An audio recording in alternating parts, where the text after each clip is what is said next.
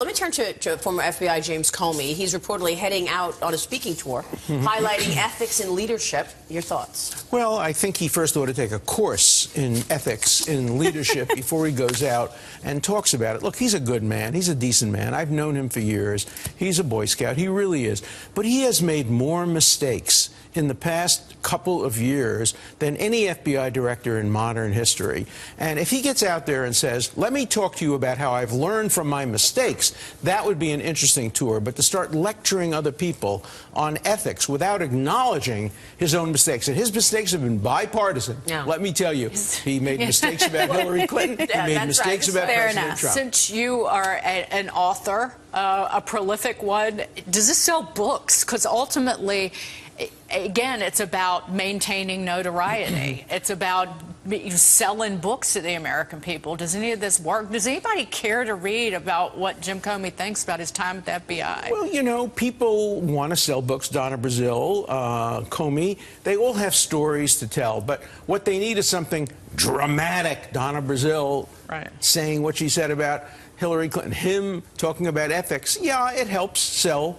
It helps sell books. But how's he going to explain? I mean, he leaked a memo of a conversation to his friend in hopes to, you know, with the sole purpose of having it published in the New York Times. Doesn't that itself represent a question of ethics? That would be the first question I would ask. Or how about calling a criminal investigation a matter, as his boss told him to do? I mean, well, I'd like to know who would hire him to speak on leadership. That's the other question. Like, which businesses are those? Because I'm not sure I'd want to invest in them. Yeah, no, but I agree with you. The idea of laundering information through a law school professor and not having the courage to stand in front of the camera and say, this is what happened, this is what I think should happen, but instead, kind of behind the scenes in this sneaky way to launder it through a professor is, I think, highly unethical. And he has to explain that. I would hope that would be the first question he would address. You know who's not going to hire him, despite it being a very left-leaning company? Apple, given the fight that the FBI had with that company over anybody whose name has been in the newspaper will get hired by somebody,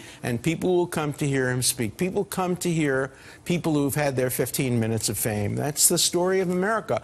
And the question is, will he allow hard questions to be asked? Some speakers get up, make their speech, they'll leave. If he allows hard questions, and if these questions are put to him, I think it'd be very interesting to see how he answers. Can he, though? I mean, in the middle of a special investigation by Robert Mueller, I mean, wouldn't he dodge most questions? That's the big question is, should he? Should he be doing this when there's so many questions out there about this investigation? Especially since he's going to have to start by saying, here's what I can't answer questions about. Most of it. And that would be most of it. What are the ethics of that, of going out and speaking at a time when there's still so many questions? No, I think that's all absolutely correct. This is, I think, a serious mistake by a man who unfortunately put his own reputation, what he believed would help his reputation, in front of what was best for America, and it ended up being bad for America and being bad for his reputation. Alan, it's always great to see you. Thanks for your great insights, as always. Alan Dershowitz there.